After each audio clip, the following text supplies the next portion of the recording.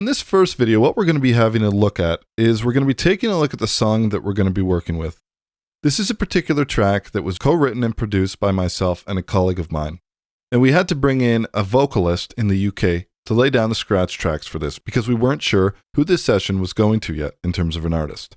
So the first thing that I want to do is I want to create a session for my vocal tracking session.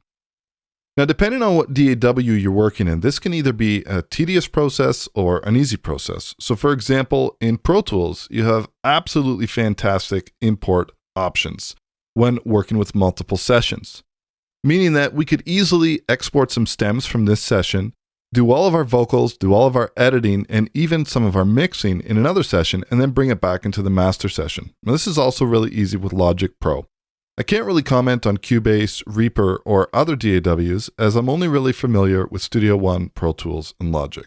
But what I'm going to be doing, just to keep the series neat and tidy, is what I want to do is export some stems out of this one, just so that when we're working in the actual session and we're doing lots of editing and working with lots of vocal takes, that we actually have the ability to keep it clean and we can keep our music kind of out of the way.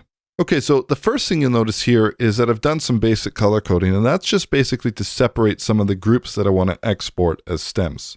But perhaps before we do that, maybe we should have a quick listen to this track so we can get a feel for the actual track itself. So I'm just going to get rid of my console here for a second. And we'll come in from the very beginning off the top here, and I'm just going to kind of highlight the different parts as the song is playing.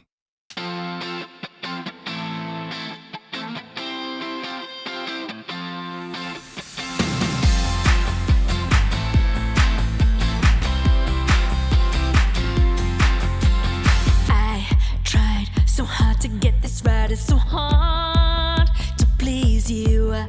Do this, do that, and now you got me so confused. Truth is you lied to me.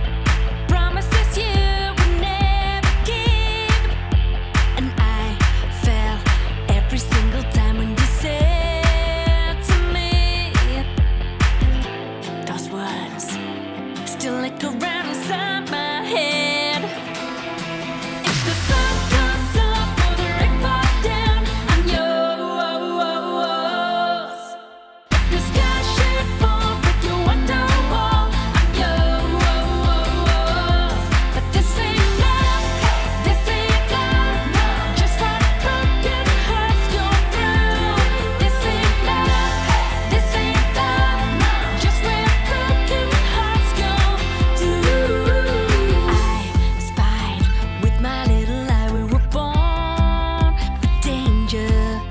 Go forward, go back, we end up getting trapped, there's no substitute.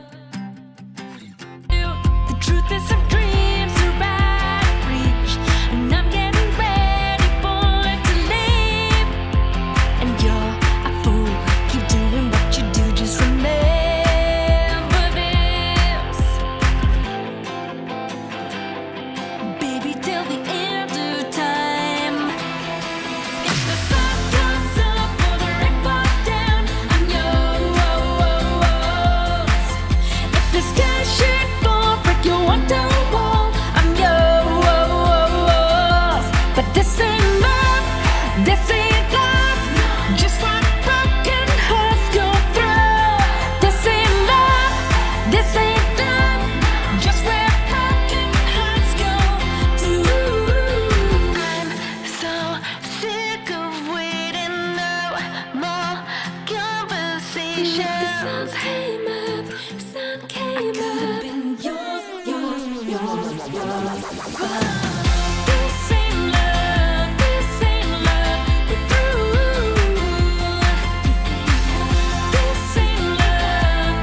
ain't love, we're through. But this ain't love, just what broken hearts go through. This ain't love, just where broken hearts go to.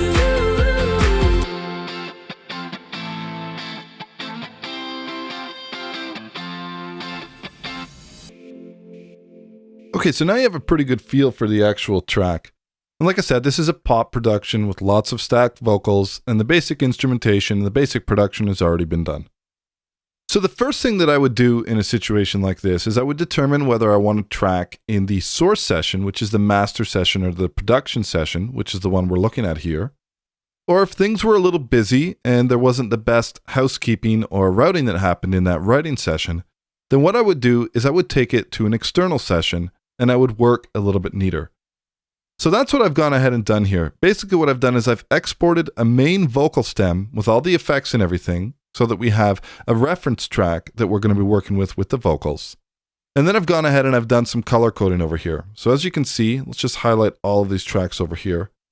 I've got something set up for the drums and the bass I've brought in with the guitars, but I've exported the bass as a separate unit. I've exported all the electric guitars. I've exported these 2 acoustic guitars over here. And then I've exported just some effects, some sub effects over here. So essentially then what we have is we have some basic stem elements that we can work with in our next session. So let's go ahead and I'm going to scroll over to the tracking session that I've already set up. Okay, so as you see here, we've got some stems that are laid out and I've named them acoustic guitars, bass, drums, electric guitars, sub effects, and synths. So we have the different elements. Now I've also brought in the tempo map and the arrangement markers from the original session. But one difference is that I've moved everything back so that it starts exactly on bar 1. And I've got my markers in here as well, as you can see by revealing these markers. I'm in Studio One, but any DAW that you work with these days gives you the ability to have markers. Now, instead of viewing the markers, what I'm working with is I'm working with the arrangement track, which is very similar. And the main reason for this is because it gives me some editing abilities on the fly. So for instance, if I wanted to do things like some editing on the fly while I'm working with this track, let's say maybe I wanted to double up this bridge, or maybe I wanted to replace something altogether, I can use this arrangement track in Studio One to do so. And other DAWs such as Logic Pro have this with something they call global tracks, and your DAW may have something like this as well. And this is a great arrangement tool for when you're tracking, if you wanted to do quick repeats and things like that. So the next thing I want to point my attention to over here is, you'll notice here I've got a VU meter, and this is for gain staging because this is one area when you're tracking vocals that's really important. You want to make sure that you set up your mix from the start so that you leave yourself lots of headroom. So you can see here, if I play this from the very beginning, let's keep our eye on the VU meter over here. This is a free VU meter plugin that comes with Studio One by Personas.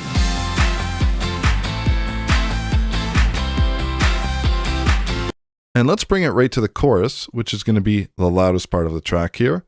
And let's have an eye on our levels here. You'll notice I've got this set to an 18 scale, which means that minus 18 dBFS is a representation of 0 VU on this VU meter, and I've just brought down the sensitivity a little bit so the needle's not bouncing up and down as quick.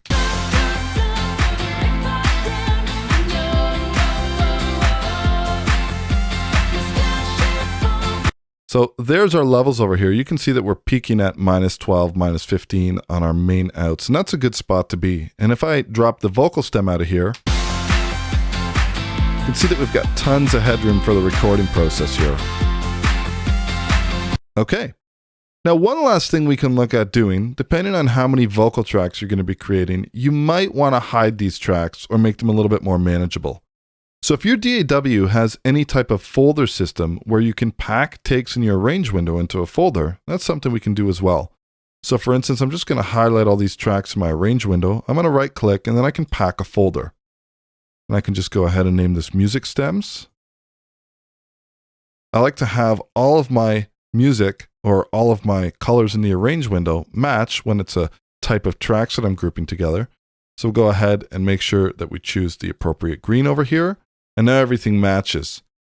Now, one other thing you'll notice here is that I've got a VCA fader. And if your DAW has a VCA fader, this is a really easy way that you can control your gain staging for a vocal tracking session. So what I've done over here is, let's just open up our folder for a second. You'll see that I have all of these different tracks over here, and I've assigned them all to one common VCA. Meaning that as I'm tracking, that I can adjust the relative balance between my vocalist and their headphone mix. So this makes it really, really easy to control my levels. So instead of having to pull down these individual elements like this, I can just go ahead and use this one fader to make global adjustments to these. So that's a really handy thing to have in a vocal tracking session. Okay, so essentially, now we're ready to record. So let's hop back to our other session here for a second and have a look at the naming structure of these tracks. Okay, so as this was pretty quick, you can see this was kind of done on the fly, and we have some sense to our naming structure, but it's not perfect. But the one thing I have done is I've gone ahead and color-coded these events or these audio regions or clips, depending on what DAW you're working in, so that I have an idea of what I'm going to track together. So at this point, all I would need to do is really make an appropriate amount of vocal tracks in my DAW. So we've got 1, 2, 3, 4, 5, 6, 7, 8, 9, 10, 11, 12. Then we've got 13, 14, 15, 16, 17, 18, 19, 20, 21, 22, 23. Okay, so we've got 23 vocal takes at a minimum that we're going to do over here. So let's hop back into our other session. And now what I can do is I can just click this little plus icon to create some vocal tracks. I'm going to choose a color here. Let's go for a nice purple. And then I'm going to put vocal. And the type is going to be audio. And it's going to be mono. And then I just need to make the count. So let's add 24 tracks. Okay, so now I've got all of my vocal tracks over here that I'm going to need. Now the only problem is I did them in the middle of the folder here, so let's just go ahead and grab all of these and we'll bring them out of the folder right to here. Okay, so now I've got my music stem sitting in this folder track. I've got my main guide over here, which is my guide track or my vocal stem. Let's drop out our mixer for a second.